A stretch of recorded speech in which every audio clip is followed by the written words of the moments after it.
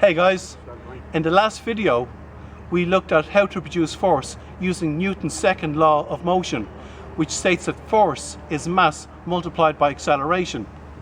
However, this only applies if you're starting from inertia, and inertia is a form of resistance. If we could start without inertia, our movements would be faster, more efficient, more biomechanically efficient. In the previous video, we looked at the different types of energy, and we looked at elastic potential energy. We looked at the fact that you can store elastic potential energy in your body.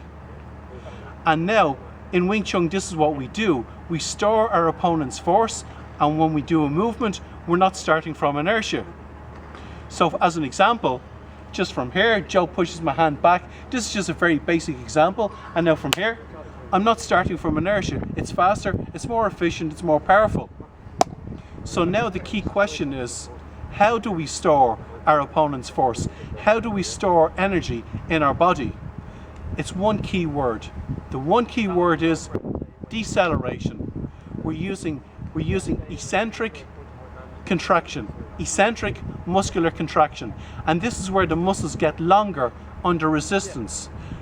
This is contrasting. This is comparing it to concentric contraction. Concentric contraction is where the muscles get shorter under resistance. So we're using deceleration. Let's look at a very simple example. As Joe pushes my hand back, if he pushes back at 5 kilometers an hour and I come back at 4 kilometers an hour, I'm decelerating, and elastic potential energy is built up in my body. And this just means that if Joe suddenly releases, the hand springs forwards automatically without conscious effort on my part. Another thing I can do, instead of Joe pushing my hand into my body, I can bring my body into my hand. And again, if I do it with deceleration, elastic potential energy builds up in the body, and if Joe lets go, this springs forwards automatically. And there's two ways that we can do this. I can use a lot of deceleration, where a lot of elastic potential energy builds up, and Joe can feel the resistance, but he has no leverage. He won't be able to do anything about it. So as Joe pushes on, I really decelerate. I apply a lot of deceleration until Joe pushes hard, and it's as if he's pushing himself back, and then I can release it. Or else as Joe pushes, a little bit of deceleration.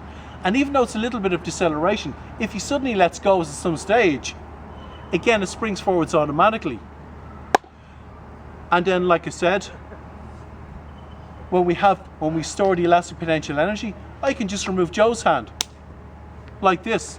And then we can apply it in different ways. We'll do it in Chi-Sau and applications. It's the core of Wing Tsun, this forward pressure, which more specifically is elastic potential energy. And then from here, as I come in to punch Joe, and he makes contact, then as he makes contact, the elastic potential energy builds up. I have the spring, and I release the spring. And then when I do it together,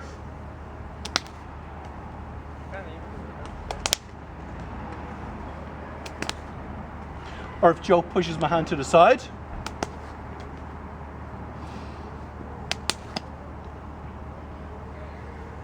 and basically that's how we have the spring force in Wing Tsun, which is elastic potential energy, and the key word to generate it is deceleration under eccentric muscular contraction. Thanks. Cheers, Joe.